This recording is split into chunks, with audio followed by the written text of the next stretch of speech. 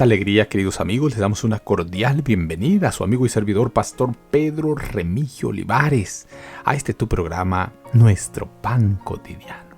En estas reflexiones procuramos edificar nuestra vida basados en la palabra de Dios y por supuesto nos sentimos muy felices de presentarte el Cristo triunfante. El día de hoy te presento unir la piedad personal con la labor evangelizadora. ¿Te parece bien si buscamos la dirección de nuestro Padre Celestial? Querido Jesús, llena nuestra vida de sabiduría para entender tu bendita palabra. Abre, Señor, nuestra mente a las delicias de tu voz. Quédate con nosotros, acompáñanos. Y si alguno de nuestros amigos está pasando por situaciones complicadas en su vida, imploramos, Señor, que tu Espíritu Santo pueda fortalecerle, que tus ángeles le acompañen, ya que ellos son ministradores al servicio de los que han de heredar la salvación.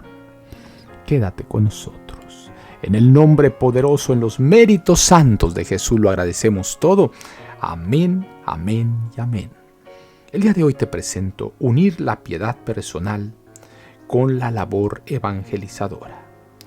Conservaos en el amor de Dios, esperando la misericordia de nuestro Señor Jesucristo para vida eterna. Judas, versículo 21.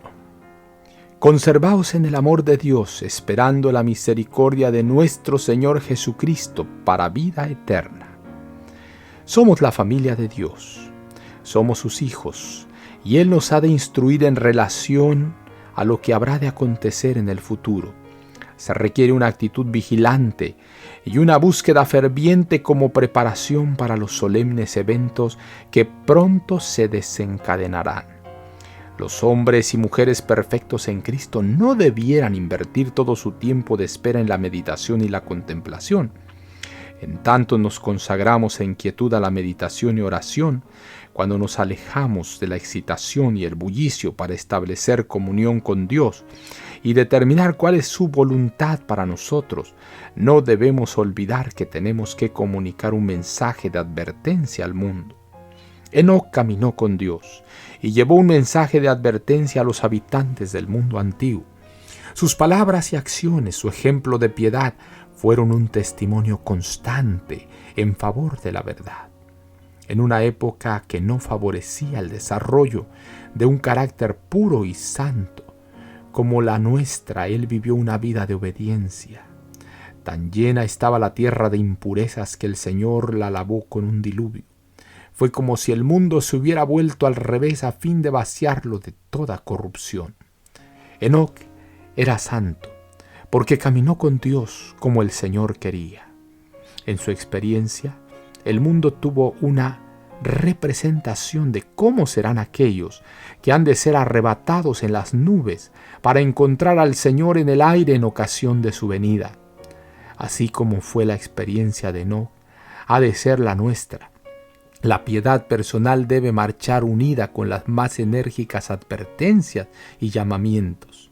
Hemos de señalar lo que está ocurriendo y lo que pronto vendrá. Se nos ha instruido a hacer en lo que requiere diligencia, no perezosos, fervientes en espíritu, sirviendo al Señor.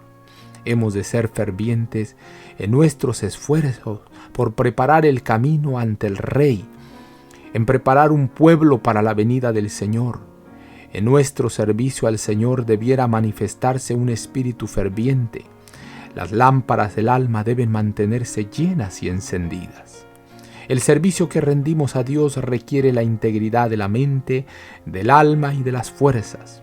Hemos de consagrarnos a Dios sin reservas, a fin de ofrecer una imagen celestial y no terrenal. Debe manifestarse un avivamiento de la sensibilidad para que la mente pueda despertar plenamente a la labor que se debe realizar en todas las clases sociales, altas y bajas, ricas y pobres, educadas e ignorantes.